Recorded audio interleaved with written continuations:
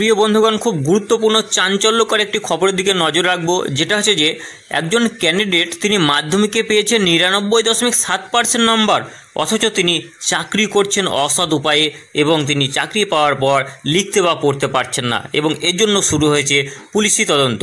তো পুরো ঘটনাটা কি ইন ডিটেলস আমরা এক্ষেত্রে জানবো। তো চলো শুরু করা যাক। বলছে দশম শ্রেণীর পরীক্ষায় 99.7% নম্বর পেয়েছেন এবং সেই নম্বর দিয়ে পিয়নের চাকরি জুটিয়েছেন একজন ব্যক্তি, কিন্তু তিনি একেবারেই লিখতে এবং পড়তে পারেন না। কি অবাক হচ্ছেন? তো অবাক হওয়ার কিছু নেই। প্রভু লক্ষ্মীকান্ত লোকারে, মানে লোকটির নাম হচ্ছে প্রভু লক্ষ্মীকান্ত লোকারে নামে একজন 23 বছর বয়সী পিয়ন, যিনি দশম পরীক্ষায় 99.7% নম্বর পেয়েছিলেন, তিনি পড়তে বা লিখতে পারছেন না। খুব অবাক করা একটা ব্যাপার।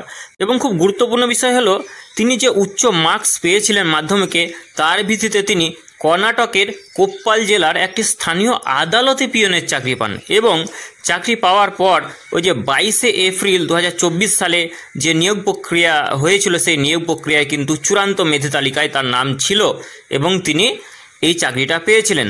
এবং এই যে পুরো তদন্ত, এই পুরো তদন্তের জন্য তার একাডেমিক রেকর্ডে যে তদন্ত রয়েছে, সেই তদন্তের জন্য আদালত কিন্তু নির্দেশ দিয়েছে। তো এরপরে কি ঘটনা ঘটেছে একটু দেখে নেওয়া যাক।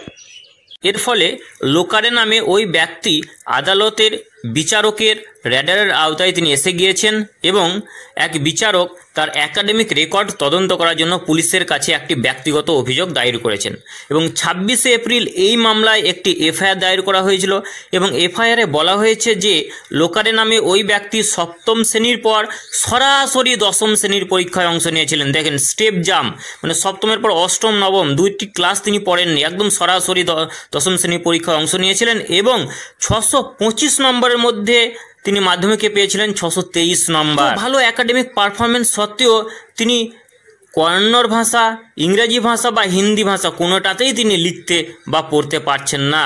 ফলে তার রেজাল্ট সম্পর্কে গুরুতর সন্দেহ তৈরি হয়েছে এবং অন্য প্রার্থীরা একই উপায়ে সরকারি চাকরি পেয়েছেন কিনা তা নিয়ে তদন্তের দাবি করেছেন বিচারক।